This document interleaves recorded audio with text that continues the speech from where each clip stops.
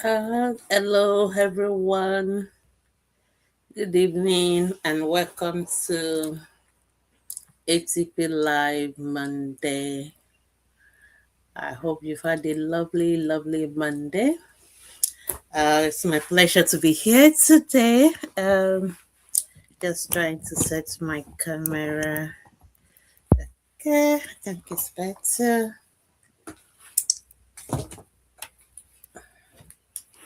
All right. So, how are we all doing? So, welcome to ATP Live Monday. So first and foremost, let's just share the videos and invite everyone to be here. We should be here, and I'm just going to do the same. So thank you so much for joining me, whichever platform you're joining from, on Instagram, still from newborn. Thank you so much for joining. And then on Facebook, thank you so much. So welcome everyone. And uh,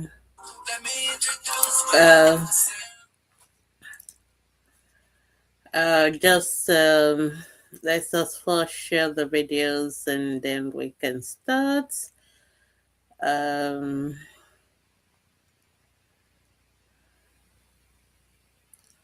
okay. All right. Let me just share the video and the links, and then we can start. But just give me a couple of a minute to do that. Um, welcome everyone. Okay.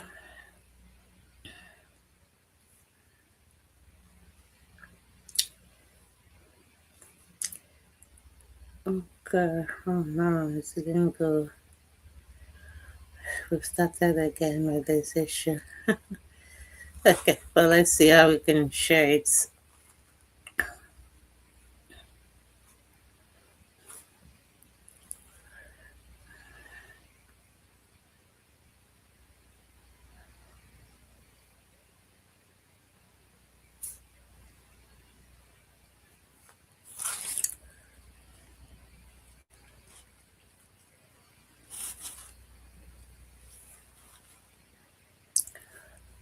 Okay.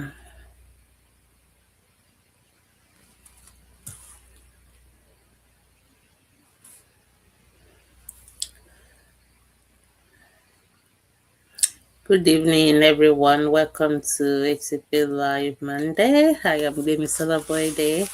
I'm a pediatrician and the anchor for today's program. It's my pleasure to be here. So ATP Live is brought to you by Ask the Pediatricians Foundation. So if you have any questions, feel free to ask any question you may have about the health of your children, and then we will try and answer them in the next 1 hour that we have. But just for you to also know that our group is also open, so you can always post your questions to the group from Mondays to Saturday and ask your questions, and we will try and our best to answer them within 40 to 72 hours. Um, Apart from just the answering the questions, we also will be doing a little bit of teaching at the same time on specific topics. If you have any topic you would like us to handle, you are welcome um, to ask that we talk about them, and we'll try and do justice to them.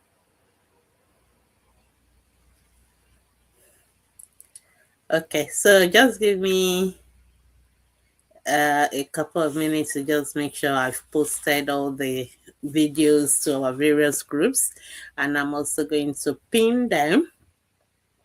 Okay, let's just try and do the pinning now. Okay, so let's do pin post. Okay, because some people always don't see things unless you pin them or you you share them and put them in the, yeah, okay, I think we are good. Okay, I think I'm done with all the sharing and all the pinning. Okay, for those of us who are watching on Instagram, on YouTube, you can just put your questions straight under the video and I'll be able to see them. However, for those of us who are in the Facebook groups, you will need to make sure that um, you actually click on the video so that you put your questions directly under the video, and that's the only way I'll be able to see them. All right, so once again, welcome everyone to ATP Live Monday. Baby Boyde. I'm a pediatrician, and it's my pleasure to be here today. Welcome to Ask the Pediatrician Live Monday. This program is brought to you by Ask the Pediatricians Foundation. We are committed to the health and to the welfare of children globally, but more especially in sub-Saharan Africa, in Nigeria, where a lot of our children are still dying. Major Havers, Happy New Year to you. Welcome. Thank you so much for joining me today. This is our second episode for the year 2026. And so it's a pleasure to be here. So we're welcome to ask any questions that you may have about the health of your children, and we'll try and answer them. But you can also request for us to teach on any topic, and we'll try and also deal with that as well. All right, so thank you so much, everyone. So this year I'm going to start our teaching from where we normally like to start. We like to start talking. Good evening, Shukrat. Um, Good evening. Thank you. Thank you so much for joining us. This year, I'm going to start teaching us again on the what I call the child survival strategies. Okay, child survival strategies are things that uh, help our children to live and not die. I mean, if you have been following ATP, you will know that we've talked about it many multiple times. But again, there are some things, there are some truths, yeah, you have to keep repeating and keep repeating because they do not change. They are constant and they're consistent, and they are things that we need to know. So these crossover strategies came about because the scientists realized that a lot of our children, especially in sub-Saharan Africa, they are dying. And what are the things killing our children? There are things that we can prevent, and there are things that we can treat. 75% of them with even very low, what we call low cost technology. In other words, we don't need uh, plenty of or millions, to do those things. These are simple stuff, and yet they can lead to many children not dying. They can lead to a lot of children surviving, and we already have them. And yet a lot of children were still dying because of the despite all this that we have. So that is why they came up with this essential stuff that we need to make sure that our children do not die, but that they live. So we call them child survival strategies. We have different acronyms for them, but I'm not going to bother you with that. If you want, you can always check on our website, on our Facebook group, and you will see a lot of them because we've talked about them before. But feel free to ask any questions that you may have, and then I will try and begin to answer them. So the fact that I'm doing a teaching does not mean you cannot ask your questions. Feel free to ask your questions. We're going to be doing it together. I just realized that 1 hour is enough time for us to answer questions at the same time do a teaching. Okay, but I got a question here first. Please, my 3 weeks baby, my 3 weeks baby, okay, your 3 weeks old baby pull 3 times today, and it used to pull I think you want to say it doesn't used to pull like that before. Is it normal? Yes, it's perfectly normal. So babies can pull up to 12 times a day. I know mothers don't like that because mothers don't like to buy. You don't want to change diapers. It's so expensive, I understand. But babies can pull up to 12 times a day normally. So when it comes to newborns or children, generally, we're not actually worried about how many times they pull. I think what we are really concerned about is the texture. Is he a normal stool or is he an abnormal stool? Okay. So for newborn babies, the stool is actually not like our own. It's not hard. It is not solid. It is actually a mix of solid and liquid. So I used, for those in Yoruba, we see it look like a goosey, some like lumps with some parts of it liquid. And that is a normal stool for newborn babies, especially for newborn babies on breast milk. That is normal. As they get older, they still become soft but together, and it takes the shape of what we call sausage shaped stool. That is the normal stool for children. So as long as the stool is normal, we are not worried whether they do it once or twice, because it varies from one child to another child. It can also go the other way around, where children may not pass stool at all. They may not pass stool for up to 2 weeks sometimes for newborn babies, and it's also still normal. So you can go from passing 12 times a day to not passing at all, so, and it is normal. So but the only time we are worried is if the stool is completely watery, like diarrhea, or is very hard, well, like it becomes like it's coming in small draw, like small round pellets, or it's coming as like a comb, like cob of a corn, things like that. That suggests, and you can see that the children are struggling to pass it out. Sometimes they can even have a cut or a bleed from the anus as a result of that. Then that is hard stool, and that is constipation. So it is only when you have those either diarrhea or hard constipated kind of stool that we're worried. But in between, if the stool is normal, we are not worried at all. So I hope you have been reassured. Um, Shukurat, about your baby's stool. You don't need to worry. Okay, you're asking about our website. Our website is www. Let me just type it out. It's www.askthepediatricians.com. If you ask that question, if you go to any of our pages on Facebook or any of our platforms on social media, you will see the link to our website. So www.askthepediatricians.com, and on our website you can read about virtually all these topics that we've talking about. I doubt there's anything we've not written on breastfeeding, on complementary feeding, on all those stuff. They are all written there. And we also have a podcast. So if you're the type that you don't like to read, you prefer to listen, you can check out Ask Dr. Bemi ATP podcast. And if you're the type that you like to watch videos, you can also check our YouTube channel, ATP TV, with double E at the end. So if you check all these platforms, you will be able to get a lot of information that you need. So I hope that is happening. All right. And Shukurat is still asking, what are the first aid to have a home for a 3-month-old baby? Okay. Instagram people ask questions. I'm always checking Instagram because your questions are always rolling quickly.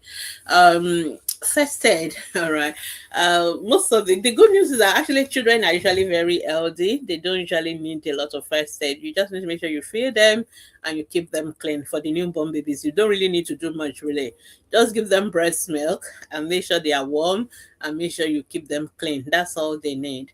Okay, but if your child has like a fever, for example, after giving immunization and all that, they can have their body maybe warm to touch.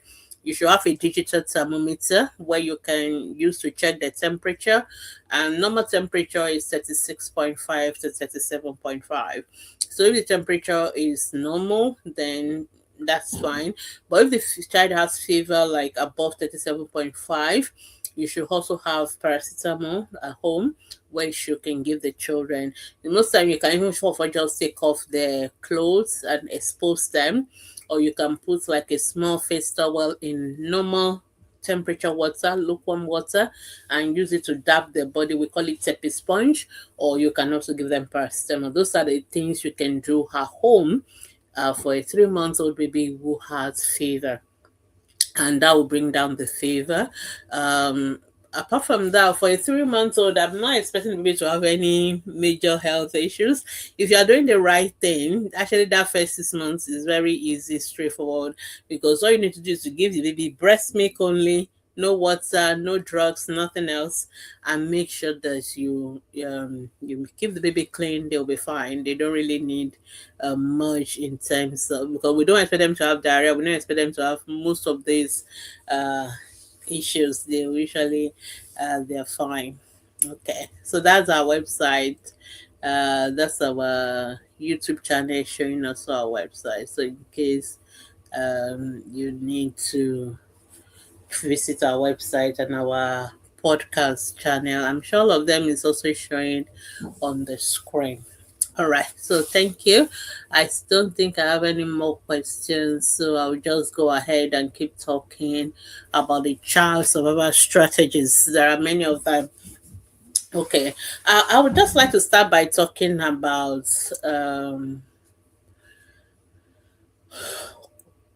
health education.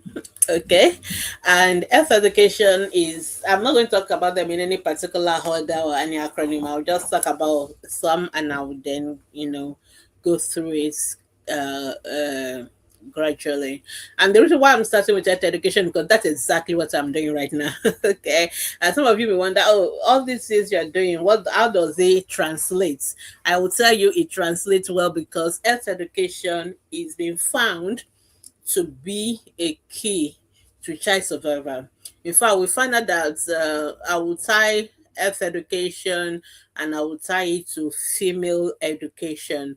And we find out that babies of educated mothers, they they tend to survive better than mothers who do not have education. Okay, and I think it sounds very simple, but it's very straightforward.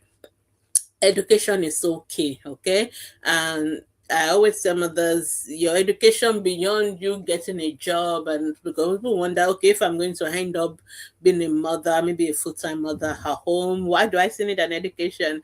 If for no other reason, you still need an education for the health of your children. Scientifically, we found out that mothers who are educated, their children to live better. And I'm sure most of us know that, because if you're educated, then you'll be able to read all this information online. You'll be able to come to ATP and ask questions. You have a smartphone, But mothers who live in villages, who are not educated, who are illiterate, they may not have all this information, and they may not be able to read and all that. Though there are other ways we also tie female education into health. We also know that when girls are educated, they tend to stay longer in school. So that means that they will not rush to have to get married, and they will not rush to have babies. Okay, so the chances of them having babies below the age of 16 or 18 preferably will be low. And again, that is also important in making sure by the time they're having children, their body is actually well developed. It may sound very it may sound like that is simple, straightforward, but it will amaze you to know how many underage girls are being given out in marriages in some culture, are being pushed to have children, ending up with VVF, vaginal fistula, and things like that. And most of those babies also die a lot. And most of all these, our high mortality rates of children under the age of 1, children under the age of 5, they are all part of that statistics. So we want our girls to go to school. Child, not bride. We want them to be in school till they are at least 18 before they start having children. And then we want them to know how to have the right information, how to read, how to learn. So that is very important in them being able to take care of children. And then more importantly, it's not just uh, having generic education, but also having health education. And that is what ATP does. All these things we're doing is part of making sure our children survive. It will amaze you to know that there are lots of people, even with their PhDs and degrees, when it comes to health issues, they don't even know some of these basic things, and they sometimes take decision based on what people tell them, people who may not even be as educated as they are. And one of the things that always gladdens my heart is when people give feedback on ATP and they will tell us, I made a lot of mistake with my first baby. I didn't do this, I didn't know that. But now with my second baby, I know better, I'm doing better. That is the importance of health education. And we really thank God that we now have this, technology. We have AI, we have social media. It has its own issues as well, because there's also a lot of misinformation on those media, but at least people are also getting the right information. So health education is very key in terms of child survivor, but make sure you are getting your information from the right source. Make sure you get the information from the right source. So for example, knowing basic things like it is actually best to breastfeed your babies, because there was a time people think, oh, people that are breastfeeding is because of poverty, and that if you have the money, then why not go and, they see it as a status thing not to breastfeed, rather to give formula. But actually that is wrong information. The World Health Organization, UNICEF, WHO, NHS, AAP, all the bodies of Pediatrician Association of Nigeria, all of us are unanimous in saying the best way to feed our children for the first 6 months of their life is breastfeeding. So those are the kind of things that come through health education. For example, one of the reasons why we started having ETP is because I realized when we go to have our conferences as pediatricians, as specialists. Right now, we're actually having one in Ogun State, in Abeokuta. The Pediatric Association of Nigeria, we have our conferences every year in January. And one of the things we are going to talk about is how many children are dying, what is our mortality statistics, and we're going to be talking about how do we reduce these deaths of our children. And one of the things we found out that most of the time the mothers are a very strong stakeholder when it comes to the health of children, but they are not always in that room. So the pediatricians will have all these wonderful ideas. This is what we're going to do. Our children should not be dying. In places like the United Kingdom, for example, if any single child dies for no reason, it's a big deal. It's a national something statistically that has to be investigated and do reviews and present what happened.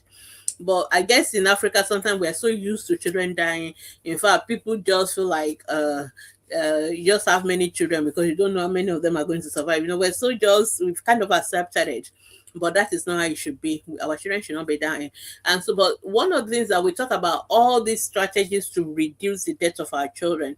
But a very important stakeholder in that, because the mothers are the most important stakeholders, because they are the one taking care of the children. They are not in that room. They don't have all this information. And so doesn't really matter if the pediatricians, if we know all those information, but the people who are really taking care of the children do not have those information. And that is why we need to find a way of getting that information to the mothers. Unfortunately, when our hospitals are also very busy, always full. So when you come to the hospital, you have 20 people waiting to see the same pediatrician. The pediatrician barely have 5-10 minutes to talk to mothers. So she'll just quickly write something by her next one. And so there's no time for health education. Some mothers, when they even go for immunization, they too are also going to work. So they don't have time to sit down and listen to those who health talk by our the nurses and midwives and stuff. So this is why we started ATP, because we want to have a platform where parents can learn and where parents can have this information, because it is so crucial that we know the right thing so that it can help our children, because that knowledge is power. If you don't know the right thing, I've seen children die from lack of knowledge. It is no, I've seen mothers force feed their babies. They don't plan or they don't mean to kill the child, but I've seen the children die from that. But if a mother knows that it is wrong to force feed their children, they won't do it. You see, health education has saved that child. I've seen babies have cerebral palsy or disability from jaundice, but a lot of mothers saying the jaundice is caused by them wearing yellow clothes, or it is the light that is making baby look yellow. But when we give them that information, then they know that they need to bring the children to hospital because they have jaundice, and they know that the treatment is not purple water. So giving the right health information, even about immunization, letting mothers know that if you bring your children for immunization and we, give the immunization, it will protect the child against measles, against stuff like that. So these are the importance of health education. So it is a child survivor uh, strategy, and that is what ATP does year in, year out. And we're grateful for all the children that we have been able to save through this platform of health education. All right, I got Hope Omije. Welcome. He said, "Good evening, ma. How many days can a baby go without pooping? 7 months old."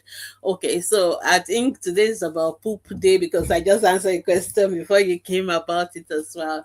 Okay, so like I said, the newborn babies, they can pass stool up to 12 times a day, and they can also go for 14 days, 2 weeks without passing stools. However, for a 7 months old should be on complementary feeding. Okay, so most of those at that age, because they are eating solids and stuff like that, we expect them to be passing stools almost daily. But different children have different, what we call bowel movement. So some children generally may have this bowel movement that is only maybe once in 2 weeks or once in 3 days that they will move the bowel. But the difference is that whenever they move the bowel, whenever they poo, the stools will be normal texture. I think for babies, we are not as concerned. I know mothers worry more about when, how often, how frequent. I think for babies, we are more concerned about the texture of the stools. Okay, is it watery? Is it hard? We want babies to have normal texture stool.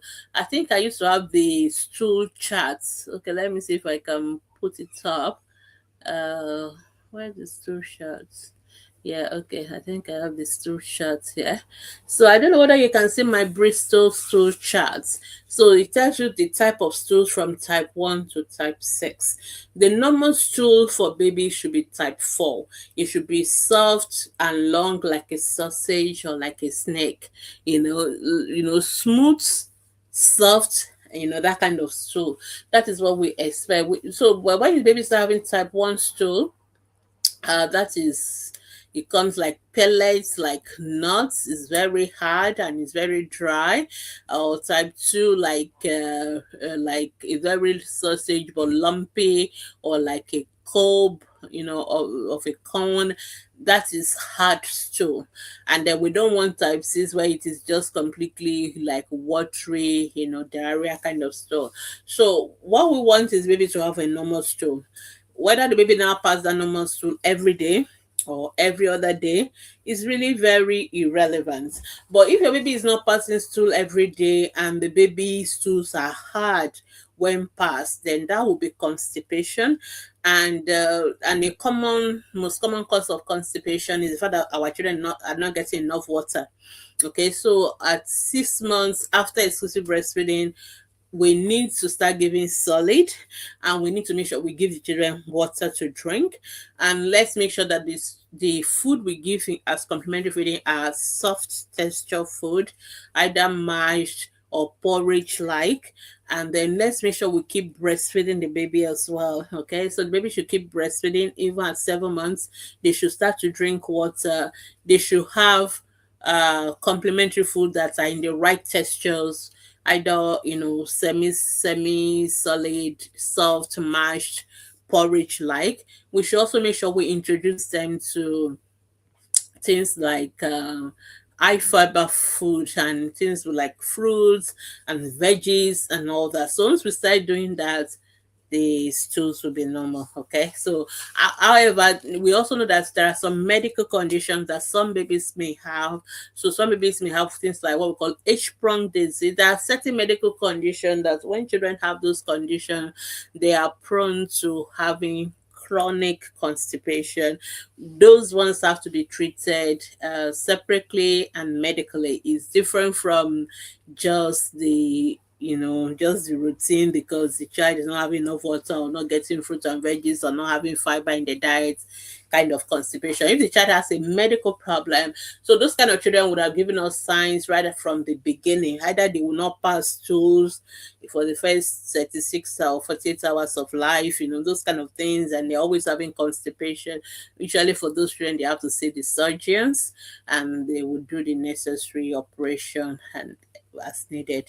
So I hope that answer your question on the stool frequency. The two questions I've had so far are around stool, so that's quite an interesting one today. So definitely, I think we can talk about stools a lot as well.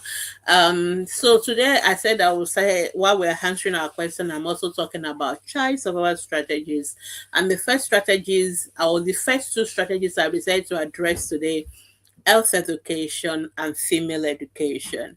Health education is important that we have the right information when it comes to the health of our children.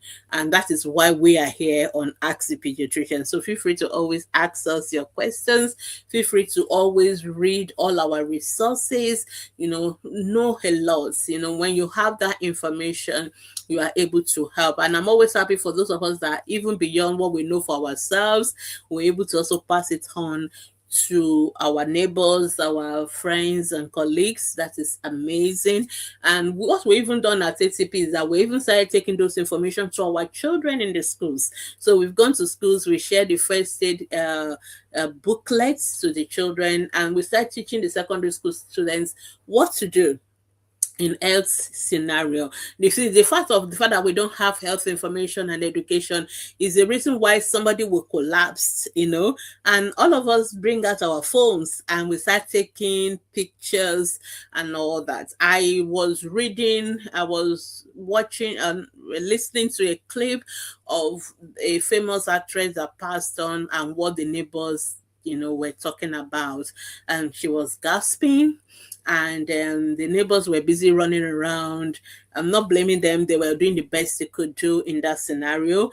They were running around, giving Holy Communion, getting glucoside boosts. That is what we know what to do.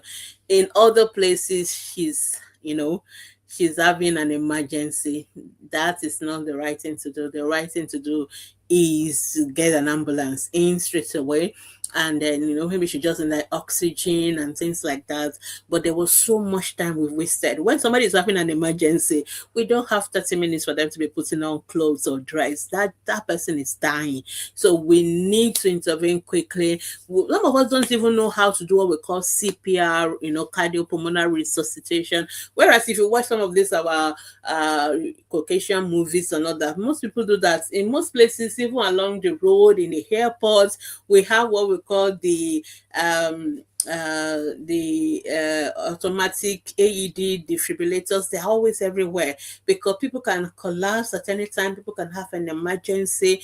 We must know. This is part of what health information is about: recognizing emergencies, knowing what to do, knowing what not to do, okay, and all that. And for us to have these emergency services, like you call, in places they will call 999, or I think Lagos State is 126 or 767. We're having an emergency and we should have an ambulance. These people will be there. They'll bring in oxygen and all that, because sometimes it's that's quick intervention that helps. And that is why we've been doing that, going to all our schools, giving our children this first aid material. Somebody is bleeding from the nose. What do you do? How do you pinch the nose? Some of us think, oh, keep the nose. No, it's actually you bend forward and pinch the nose. Okay, somebody is bleeding. How do we stop the bleeding? Somebody is having conversion. What do we do? So there are some things we all need to know. That is what health education is. And for us in pediatrics, for children, doctors is very important, because children don't give us too much time. We must know what to do, and we must do it straight away. All right. So I hope all of us, we begin to educate ourselves. And nowadays we have information everywhere. There are free first stage training. There are so many of these things online that we should know. And of course, join ATP and just keep listening to ATP alone. You will learn a lot about health education. All right. So Hope is asking me, does force feeding kill babies? Are you saying force feeding kills babies? I'm not just saying it. I've seen it. I know it that force feeding kills baby. I've seen babies die from it. If you read even the news, I think there was a time a 70-year-old woman in US was jailed because she force fed a baby and the baby died. And some of these daycare centers, they do that a lot, and we've seen babies die in their hands from being force fed. You must never force feed a baby. For those of you who are from Yoruba culture, where they say one raw, more like you put the baby and you force their mouth open and you're rushing the food. The food pathway and the hair pathway, they are in front of each other. So where you breathe through, where hair goes through, your nose and down to your lungs, is just in front of where the food passes to your tummy. And there is a space we call the pharynx that opens, that both of them connects together at the back of the mouth. When you force feed your baby, the food that should go through and that's why you see babies. That is when you are force-feeding baby. If you see them force-feed baby, you will see that the child could not breathe and the child will want to gasp. And then when the baby wants to gasp, those people just rush the food in again. Very dangerous thing, because at that point, that food can go into the hair pathway where air should only go. Food can go into that pathway, and that is what we call aspiration. And that means the baby's lungs is blocked. Oxygen is not getting to the baby's lungs. Oxygen is not getting to the brain. It is death. That is why baby die from it, because the food has gone in the wrong way instead of the right way. And that is why you don't force feed babies, because they're going to die from it. So if your baby is not eating, you have a conversation with us. How do we get the baby to eat? How do we encourage them? But never ever force feed baby. So if baby does not want to eat, the solution is not to kill the baby by force feeding the baby. I mean, which babies? So who is going to now eat the food? Because we have killed the baby by force feeding the baby to eat. So there are ways to get children to eat. There are professionals to support you with that method, but force feeding is definitely not one. You can just Google it yourself and see how many people are in prison now, especially those in daycare, because they force fed babies. So we have a way of feeding our babies, and force feeding is not one of them. Okay, so yes. So what will you leave the baby that way? You don't have to leave the baby that way, but you get the professionals to help you. Okay. Number one, it is not the force feeding that makes the baby to hate. You can give a little bit at a time, a little at a time. If the baby is not eating it at all, then you have to bring the baby to the hospital. It's very very unlikely. Children do not starve themselves. Okay, most of the time is our impatience, because I know and I understand. I'm also a mom. We have 1,001 things you want to do, so feeding the baby is just one of the things to cross off. So you just want the baby to do it in 5-10 minutes. We don't have the patience to wait for the children to eat at their own pace, so we just want to quickly get them out of the way. And that is why we tend to go to that force feeding. But that is not the solution. Okay, patience.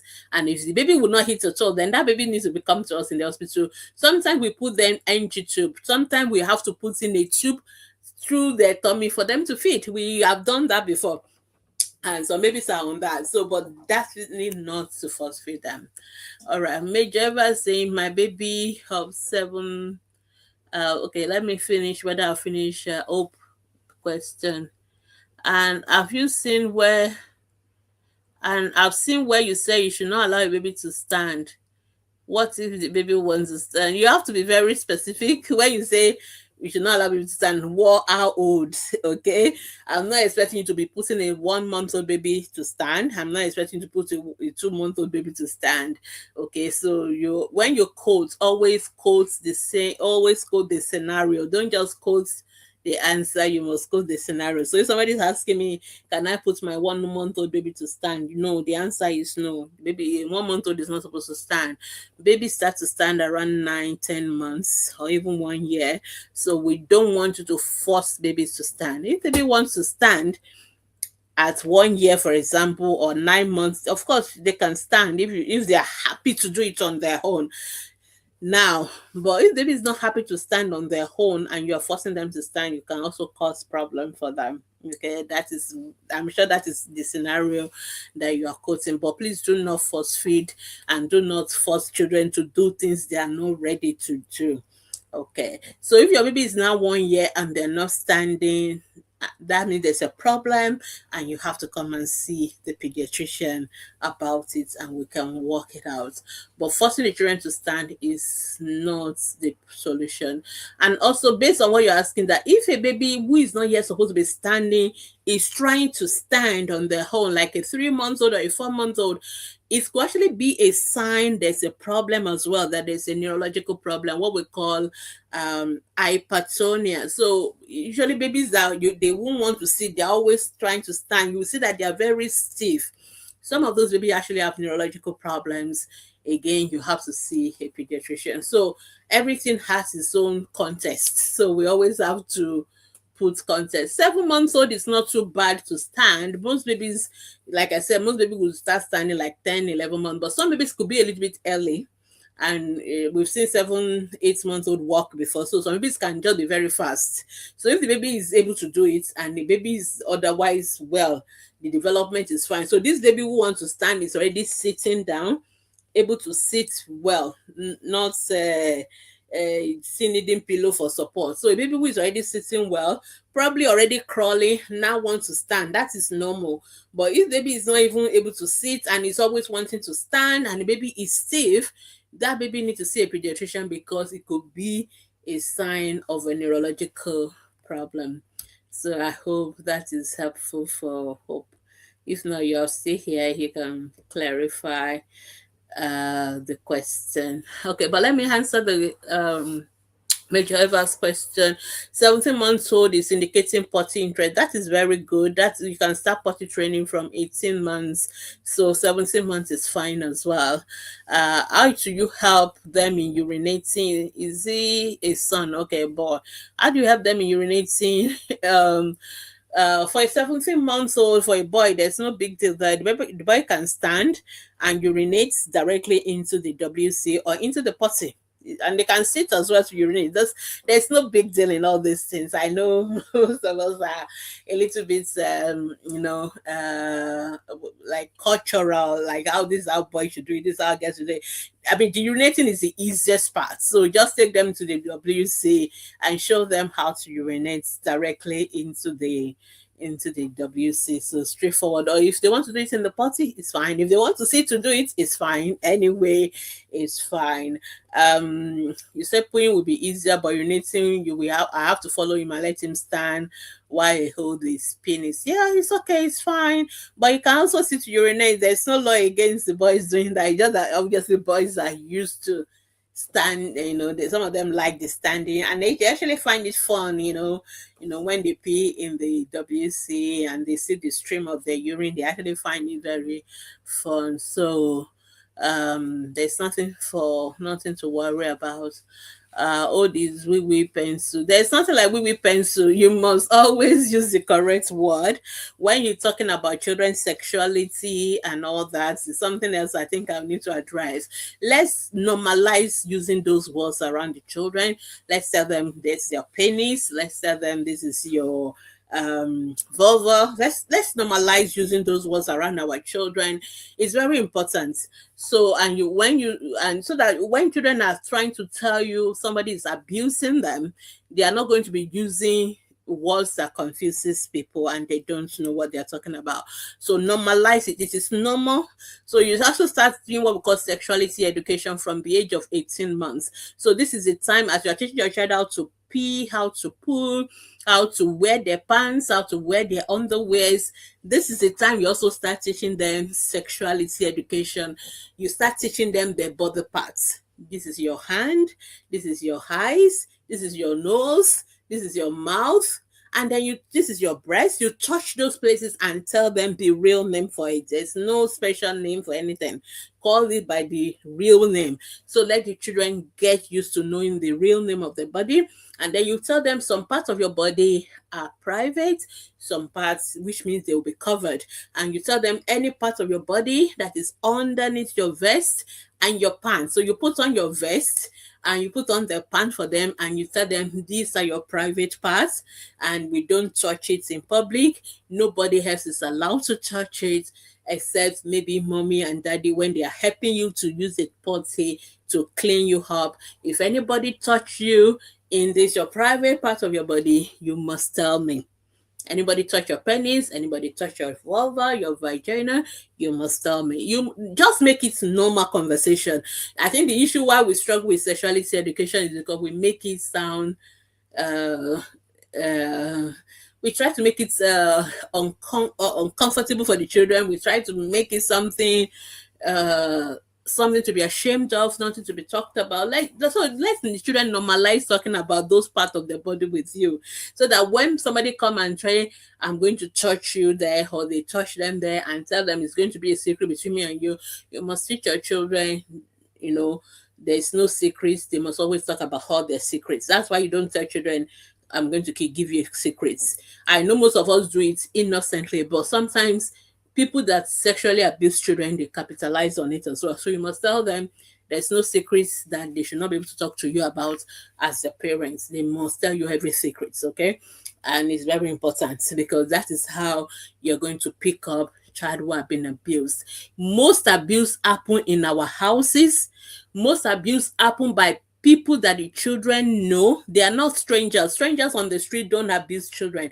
It is the people living in their house. It is the uncles and the aunties, it's cousins, people that they know, family members. 9 out of 10 abuse are happening because of people that the children know. And these are people that the children will be comfortable with sitting around and who will tell them secrets of this place and all. So you must normalize your kids having those conversations with you. You must normalize them not keeping secrets with any auntie or any uncle. They must be able to tell you all those things so that we don't get our children abused. Okay, I understand because you're on social media, but I don't really think that, I'm not sure whether social media censor that. I think they will censor more of the picture rather than the word. I understand, so don't worry, I get your point.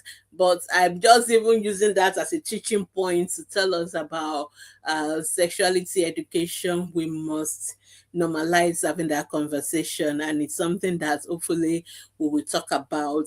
And but it's a very good question you've asked. So the time we are potty training our children, the time we're teaching them how to wipe after themselves, the time where they started to talk, and the time we started putting on the vest and the pants on them, that is the time to start also having that. It's a very natural conversation to have when you are potty training, when you are dressing them up, when you are giving them the bath. That is the best time to teach all this conversation.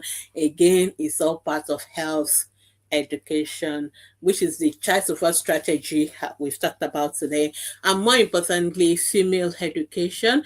And so I want to encourage us to make sure that our children go to school, especially the girls. I know we're now living in the age where most of us send our children to school, but in the past, sometimes some cultures, they don't send the girls to school because they believe that girls are going to end up in the kitchen, and girls are, they're going to be mothers and they're going to be wives, so why bother?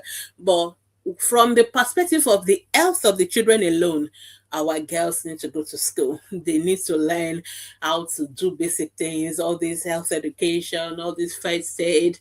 We need mothers that know how to take care of our children. So it's very, very important. Female education, health education, very crucial for child survival, especially in sub-Saharan Africa.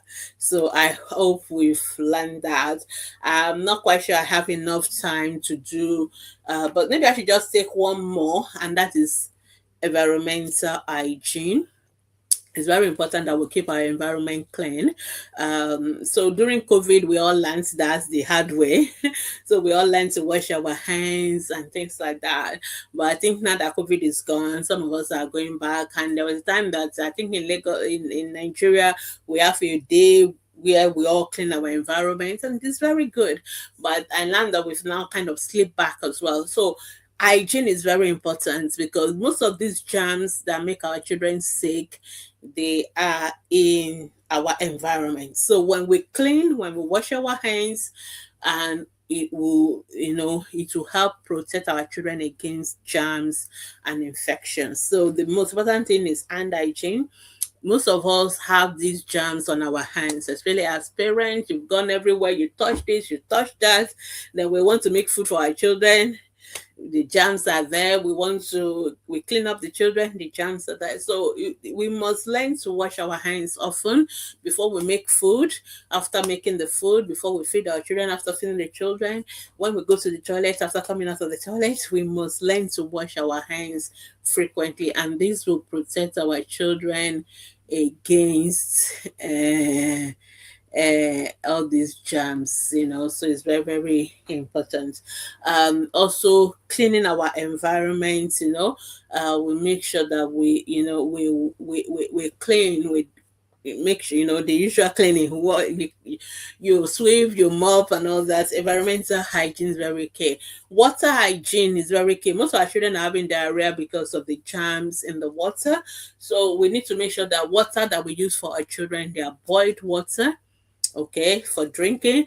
Or it's either you boil it, which is the one way of cleaning the germs, or we use chemicals. So there are chemicals like water guard, Milton, all those sterilizing tablet that can sterilize water, or liquid, they can sterilize water. Just make sure you follow the instruction. How much should you pour into, maybe 50 kg of water or things like that. Just follow the instruction.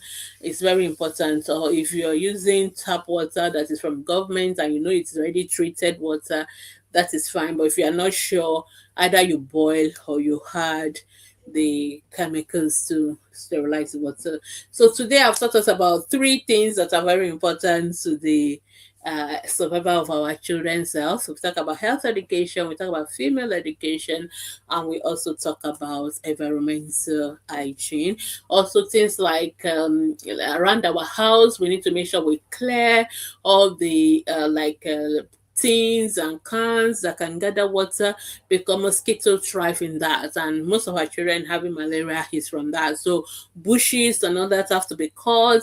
All these things they taught us then in schools, but these days most of our children were in private schools, so they don't learn those things.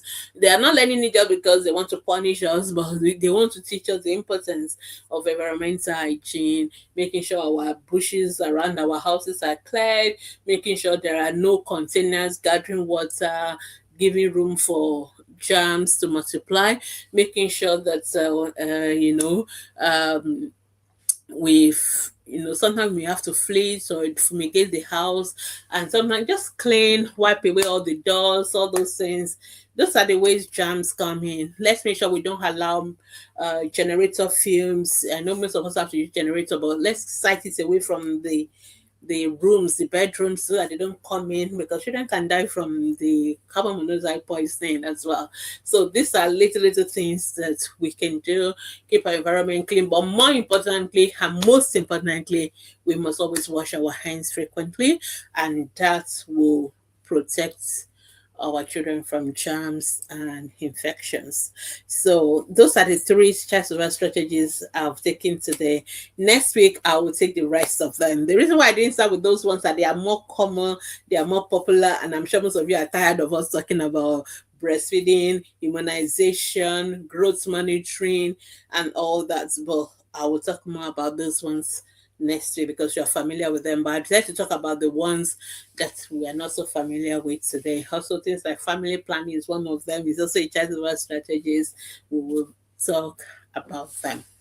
All right. I don't think I have any more questions on social media, on Instagram. No question on Facebook. But just to remind you that if you have any questions, our Facebook groups are always available for you.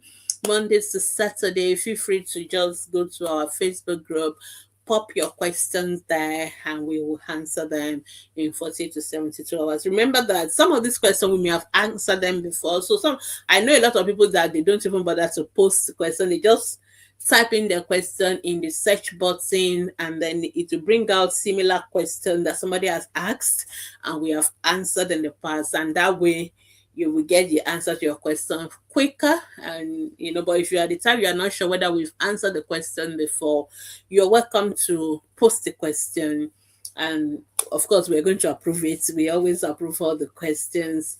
If you don't break our rules, please try and put only relevant question. Please don't post your child's nude pictures. I don't know, parents are we're just very wonderful. So people do send me pictures of their children's private parts and all that. That will be censored by Facebook. It is. I know you don't mean it as child pornography, but that is what it is. So you meant it for a consultation with a doctor, but Facebook will not allow that, or Instagram, or even WhatsApp.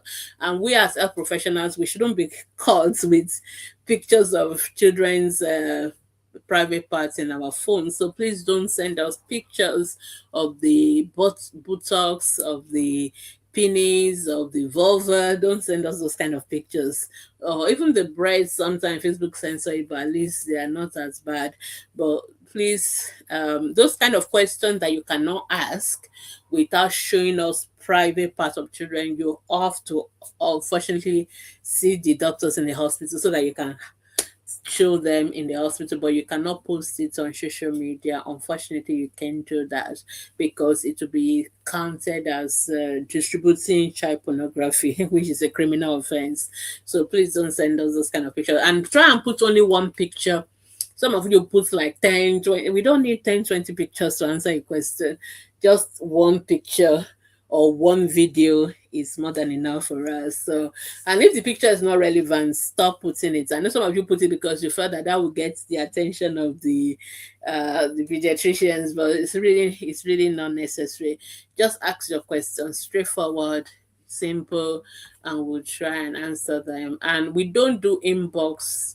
Some of you send us inbox questions. We don't. All our questions are answered in the open word. The reason is that we want to be able to, for accountability really, and people also learn from your questions. So we always prefer you put your questions directly on our Facebook group. And of course,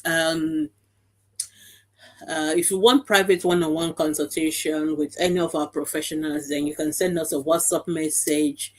That is not free. Oh, that one is a paid for service, but you are welcome to send us that. Okay, Major Evans, I have, but on immunization, so I will leave. Okay, you have more questions. Ask your question. We still have 2 minutes, but we will do a lot more on immunization next week. You are right. But many of us know those ones already. But I'm happy to answer it. If you want to wait next week, that's fine. Thank you for your consistency. All right, so I think I'm just going to be saying my goodbye. Thank you so much for joining me. This video is going to be available for those of you who are just joining. You can still watch it. For those of you who didn't join the live and you're now seeing the video, you're welcome. But please, you cannot ask questions after I am gone off the live, because I do see a lot of questions come up on the comment section after the live session is over. For those kind of questions, please go to our Facebook group, Ask the Pediatrician Facebook group, post your questions there on the group and we will answer them. But if you put them on the comment section when we are no longer on live, that is after 7 p.m. Nigerian time on a Monday, nobody's going to answer them. So please make sure you put your questions on our Facebook group and we will answer them there. All right. So thank you so much. And if you have any particular topic, so I want you to talk about this particular topic, feel free to either send us a DM or send us a email, ask the pediatricians at gmail.com, and or put it as a post on our group that talk about this topic, and then I will put it in my diary to talk about it. So that's why I'm here. Just feel free to contact us in any way you wish, and then we'll try and address them. But for question Monday to Saturdays, please go to our Facebook group and we'll try our best. Thank you so much. Have a wonderful evening, and I'll catch you again, same time next week, Monday, 6 p.m. West African time. Till then, keep being healthy, keep our children healthy, keep following the child of our strategies. And it is bye bye. Bye from me.